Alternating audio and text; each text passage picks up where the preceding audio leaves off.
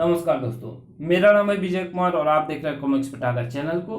दोस्तों, हम लोग कॉमिक्स पढ़ रहे थे युग हत्यारा, जो कि मल्टी स्टारर विशेषांक है। इसका पहला पार्ट मैंने अपने चैनल पर अपलोड कर दिया है। पहले पार्ट में मैंने इस कॉमिक्स को 20 पेज तक कवर कर लिया था। अब इस पार्ट में इसकी आगे कहानी को शुरू करते हैं।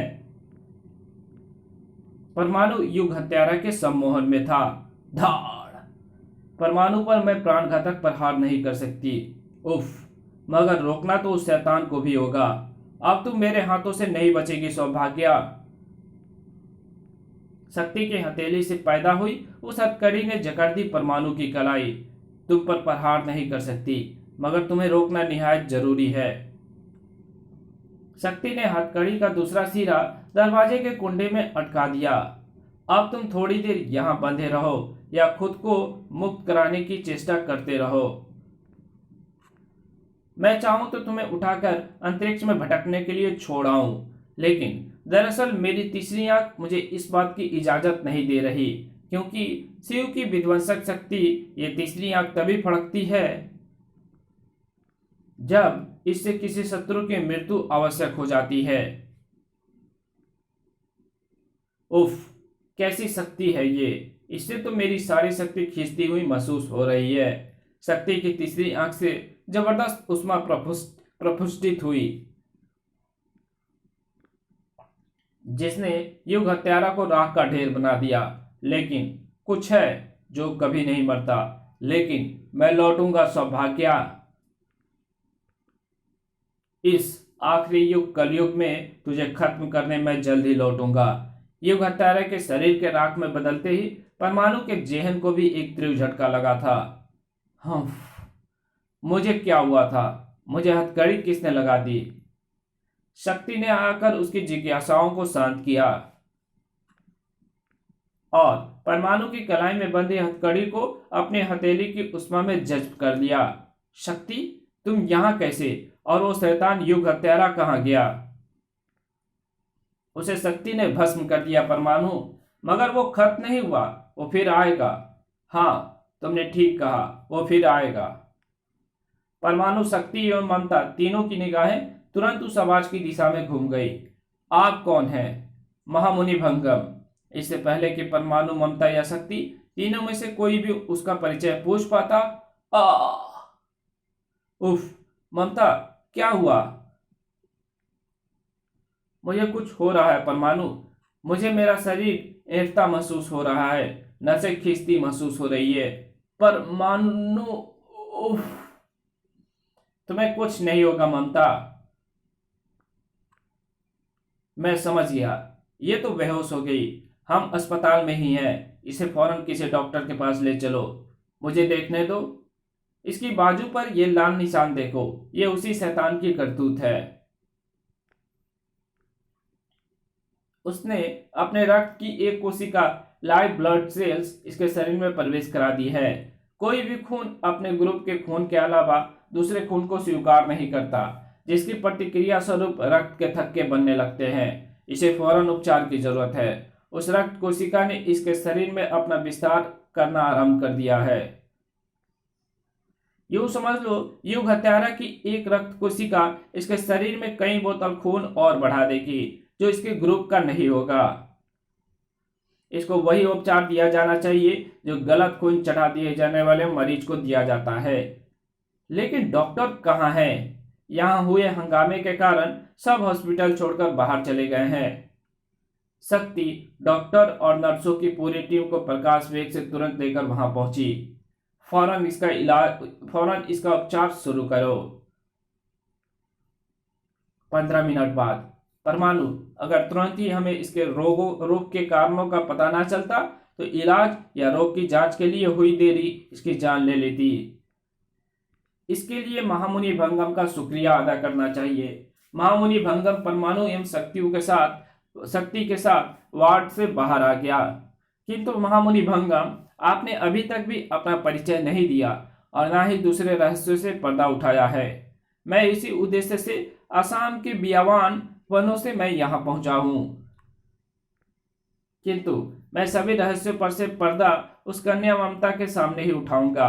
जैसे उसे होश आ जाए, उसे अविलंब छतरपुर मंदिर के पीछे बनी पहाड़ियों में ले आओ। मैं तुम्हें वहीं मिलूंगा, मगर उसे लाने में समय बिल्कुल भी व्यर्थ ना करना।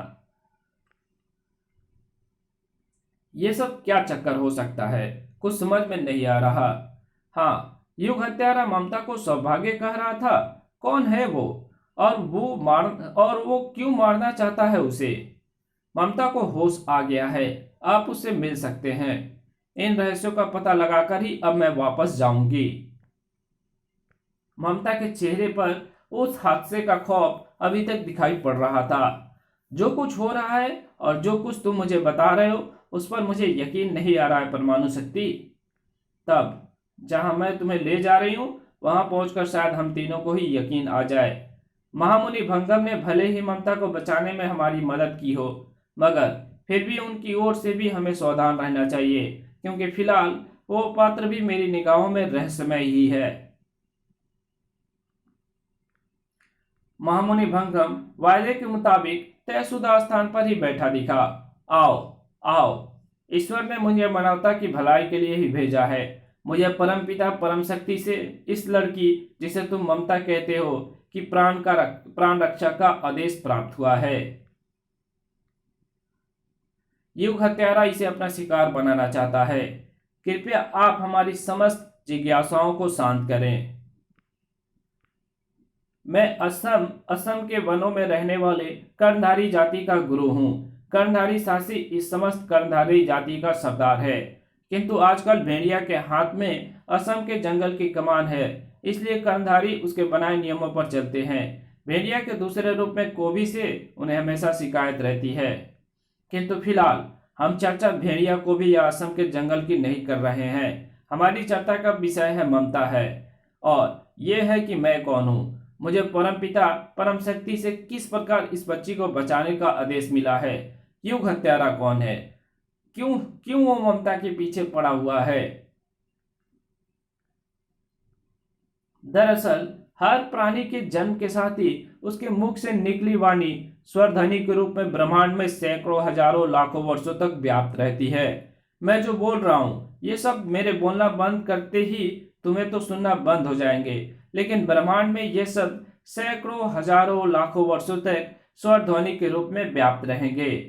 प्रकृति के इन गूढ़ ध्वनियों को तुम्हारी भाषा में कॉस्मिक साउंड कहते हैं। संपूर्ण ब्रह्मांडों में अरबों खरबों वाणियों का भंडार भरा है।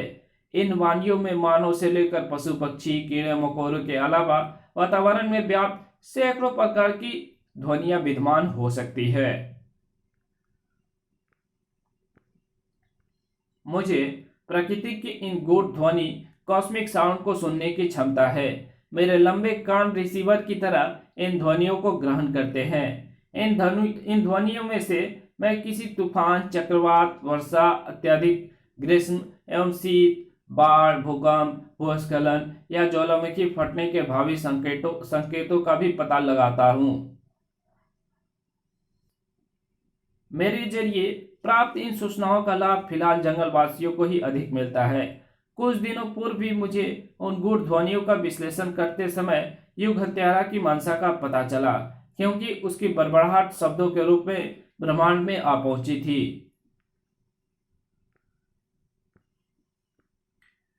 युगों की इस कहानी का आरंभ सतयुग से हुआ।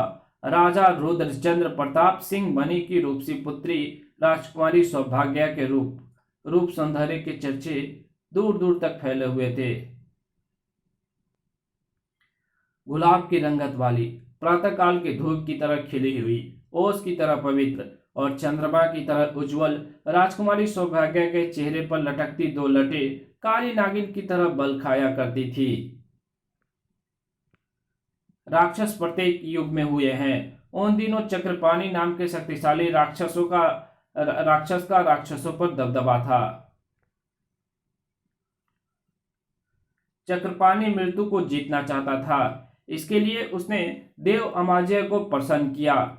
तो मृत्यु को जीत सकता है वत्स, किंतु तुझे सत्यवादी राजा रुद्रचंद्र प्रताप सिंह मणि की पुत्री सौभाग्य की बलि देनी होगी। मृत्यु को जीतने के लिए मैं पूरा पृथ्वी के समस्त मानव की बलि दे सकता हूं। चक्रपाणी ने एक सुंदर राजकुमार का वेश धरा। और राजकुमारी सौभाग्य के स्वयंवर में जा पहुंचा। संयोग से सौभाग्य ने चक्रपाणि के गले में वरमाला डालकर उसे ही अपना पति चुन लिया, किंतु ऋषि अमावस को इस छल का आभास हो गया। उन्होंने क्रोध से कांपते हुए इस स्वयंवर को अवैध ठहराया। मेरी आंखें धोखा नहीं खा सकती, ये दुष्ट राजकुमार नहीं, राक्षस है। किंतु अब तो वरमाला मैं इसके गले में डाल चुकी हूं, और ये केवल वरमाला नहीं, एक वचन है जो मैं इन्हें दे चुकी हूं। अब मुझे इसका वध करके अमर होने से कोई नहीं रोक सकता। ऋषि अमावस चक्रपाणि के मन की बात समझ गए, किंतु अगर ऐसा हुआ तो अनर्थ हो जाएगा महाराज। यह हत्यारा राक्षस राजकुमारी सौभाग्य की हत्या करके अमर होने का इरादा रखता है। नहीं। क्रोध में आग बबला हुए राजा रुद्र प्रताप ने चक्रपाणि के सिर धड़ से जुदा करने का आदेश दे दिया। नहीं पिताश्री, ऐसा ना करें। जब भाग्य को ऐसा ही मंजूर है तो मुझे भाग्य का यह फैसला मंजूर है। इस दुष्ट की यही सजा है। भाग्य के इस फैसले में तीनों लोगों की तबाही छुपी है पुत्री। मैं ऐसा अनर्थ नहीं होने दूंगा, और छल से हुए भाग्य के फैसले भी मुझे मंजूर नहीं। चक्रपाणि अपने असली भेष में आ गया और मारकाट मचाने लगा। सौभाग्य की गर्दन मेरे इस शस्त्र संहारक की धार के लिए ही बनी है। राजकुमारी सौभाग्य को चुपचाप मुझे सौंप दो, वरना यह तबाही आ जाएगी। स्वयंवर के लिए आए योद्धा एवं अन्य राजकुमार भी इस जंग में शामिल हो गए। खत्म कर दो इस दुष्ट को। मगर उस राक्षस को मारना किसी के लिए भी सरल ना था। तुम सब व्यर्थ में ही अपनी जान गंवाने पर क्यों तुले हो? चक्रपाणि के हाथों कत्लेआम होते देख ऋषि अमावस को यह विश्वास हो गया कि राजन, मुझे लगता है कि इस दुष्ट का संहारक राजकुमारी सौभाग्य का लहू पीकर रहेगा। नहीं, ऐसा न कहे ऋषिवर। चक्रपाणि की विस्फुकार ने वहां तांडव मचा दिया। मरो। चक्रपाणि काल बनकर राजकुमारी सौभाग्य के सिर पर आ पहुंचा था। तेरे योद्धा तो बहुत जल्दी चूक गए राजा। कोई बचा है तो भेज उसे भी, वरना अब तू मेरे हाथों अपनी पुत्री को नहीं बचा सकता। तो फिर तू भी सुन ले नाराधाम, तुझे ये वरदान है कि तो सौभाग्य को मारकर अमर हो जाएगा।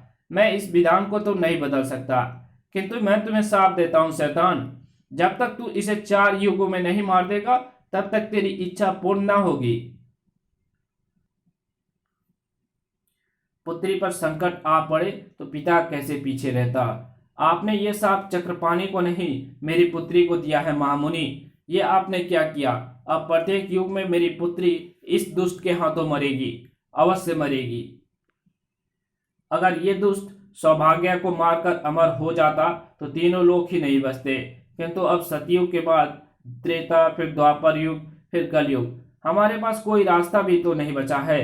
इस प्रकार कम से कम प्रत्येक युग में सौभाग्य को मारने और इस शैतान को अमर होने के लिए हजारों हजार बरस प्रतीक्षा करनी होगी।